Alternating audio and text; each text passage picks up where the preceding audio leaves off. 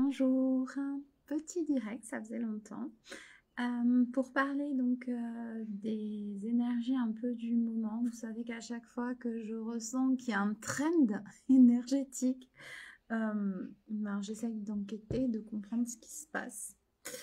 Et là, d'autant plus que je suis très concernée par ce qui est en train de se passer. Et que en fait, je me suis aperçue que j'étais pas la seule. Et en fait, en même temps, j'ai envie de vous dire, je suis désolée si vous traversez les mêmes choses.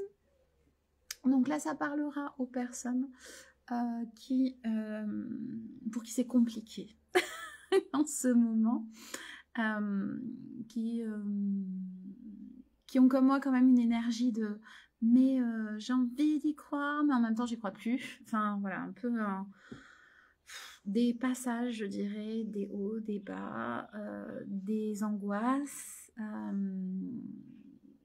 enfin tout plein de réjouissances qui vous font faire des bads.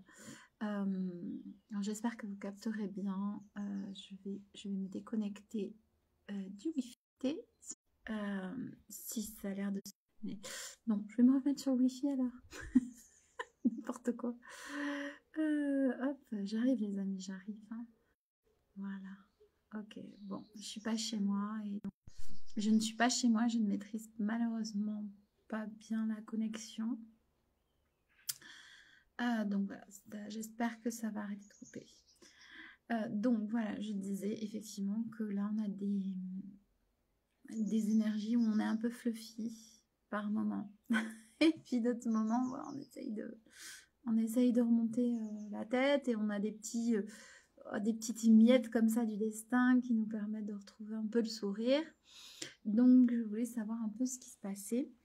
Et on m'a demandé, enfin, de parler d'une histoire d'âme que je viens de canaliser, qui est une de mes histoires. Au moment où en fait je travaillais avec mon compagnon Fabien sur... j'aime bien tester ma médiumnité et je lui demandais de me donner un prénom, mais je voulais dire un prénom de quelqu'un que tu as perdu pour que je le canalise, mais il m'a donné un prénom au hasard et il me dit Elisabeth. Et il me dit, je lui dis, mais tu connais Elisabeth? Il me dit non, pas du tout. Et là, immédiatement, je ressens une profonde tristesse avec ce prénom-là. Je lui dis, mais qu'est-ce que tu es en train de me faire? Parce que c'est pas du tout ce que je t'ai demandé. Pour moi, c'était pas mon projet, en fait. Et lui me sort ce prénom qui fait un écho à moi assez foudroyant, dirons-nous. Et il me dit, de toute façon, toi, tu sais qui est Elisabeth. Et en voulant bien regarder, bien sûr que je sais qui est Elisabeth. Et donc là, je vais en plus pouvoir vous dévoiler un peu comment ça se passe quand il y a ces histoires d'âmes qui arrivent. Je vois en fait, j'incorpore ce qui se passe à ce moment-là. Donc c'est-à-dire que je ressens dans mon corps, je vois les images et je connais l'histoire qu'il y a autour. Et donc j'ai cette jeune femme qui est assez frêle, qui est une mère. Voilà. J'ai rapidement l'information que c'est une mère qui attend le retour de son fils et qui regarde tous les jours par la fenêtre. Elle pose sa main contre le rideau. Mais je ne vais pas vous faire toute l'histoire parce qu'ils sont déjà en train de... le texte est en train de s'écrire. Mais voilà, en gros, elle touche ce rideau qu'elle écarte tous les jours et elle refuse même que certains le ferment, mais son entourage le ferme. Je vous expliquerai pourquoi. Et donc Elisabeth, elle regarde tous les jours par la fenêtre. On est dans il y a un immense parc en face d'elle pour voir si son fils va revenir parce que son fils est parti. Seulement Elisabeth ne sait pas que son fils est mort. Et je te le dis avec le sourire, je te jure que quand tu canalises, ça se passe pas avec le sourire. Et en fait, Elisabeth va passer tout le reste de sa vie à attendre, en ayant ce rituel tous les jours de rester devant sa fenêtre, d'aller regarder si son fils arrive. Et il se trouve que les autres autour savent que son fils ne reviendra pas. Parce qu'il est mort. Tout simplement, les amis. Voilà, il est mort. Mais il y a comme un truc à l'intérieur qui fait qu'elle sait qu'il ne reviendra pas, mais qu'elle a envie de s'accrocher à l'idée qu'il va revenir. Et donc, pourquoi on nous partage l'histoire d'Elisabeth aujourd'hui? Pour nous pourrir l'ambiance, clairement. Parce qu'ils ont que ça à foutre. Non. Elisabeth, c'est quelqu'un qui s'empêche, du coup, de stopper ce rituel. Un rituel qui, clairement, la tue à petit feu, en fait. Parce qu'Elisabeth, il perd sa santé. Elle y perd sa santé, elle y perd son énergie. Et les bien-pensants autour se disent que si ils donnent à Elisabeth la vérité, c'est-à-dire s'ils la confrontent à non, il est mort, ça pourrait l'achever. Et c'est une erreur. Et c'est une erreur parce que Elisabeth avait besoin d'entendre la vérité pour pouvoir l'accepter et passer à autre chose. Donc on nous parle de deuil et quand j'ai tiré les cartes pour voir un peu qu'est-ce que cette histoire d'Elisabeth m'apprenait, et ben c'est elle qui est sortie. Alors, c'est pas quelque chose de négatif cette carte-là. Alors moi, vous savez, le tarot de Marseille, c'est quelque chose sur lequel je vais très peu parce que il y a tout un système de croyances autour qui me bride. Je vous le dis, je suis très dans l'intuition. Et là, en fait, il y a un égrégore autour du fait que ce tarot est pour les initiés. Et malheureusement, aujourd'hui, j'arrive pas encore totalement à péter le mur de l'égrégore. Et je me laisse aussi entraîner par cet égrégore, parfois. Pour autant, ici, j'y trouve beaucoup de sens à cette carte-là. C'est la mort au sens de deuil, de passage, tout ce dont je vous parle quand on se rencontre, puisqu'on est des passeurs de l'invisible et du visible, donc de l'invisible dans le visible. Et là, pour moi, il y a vraiment cette phase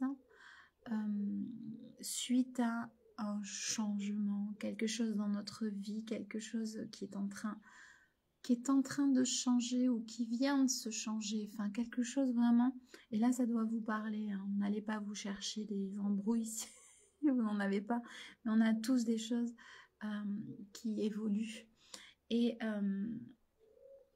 tout simplement, par rapport à l'histoire d'Elisabeth, ça y est, il y a peut-être une histoire d'Isabelle qu'on aura plus tard, mais là c'est l'histoire d'Elisabeth qui est confrontée à ce deuil et qu'elle ne peut pas terminer, et donc ça la laisse dans un état à part qui l'empêche en fait d'agir, d'aller vers un nouveau commencement, un renouveau, parce qu'on a quand même le monde en complément, voilà.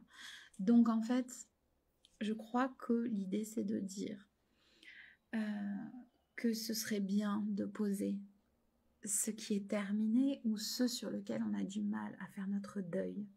Quelles sont les situations qui sont encore en phase de deuil ou les situations qu'on a du mal à abandonner parce que ce sont elles là, qui aujourd'hui nous donnent cette énergie. Ce sont elles qui nous font faire des hauts et des bas. Et je pense, si je vais plus loin, que c'est de l'ordre de qui vous êtes, qui vous pensiez être, mais qui vous êtes aujourd'hui. Je pense que c'est la plus grande énergie qu'on se vole, que de ne pas vouloir voir qu'on a changé, que ça fait pas de nous une moins bonne, une meilleure personne, que ça fait juste de nous à cet instant, et qu'il y a effectivement ce vol derrière d'énergie, cet auto-sabotage, cet empêchement d'aller de l'avant, parce qu'on retient des choses qui sont déjà plus là en fait, qui sont déjà partis.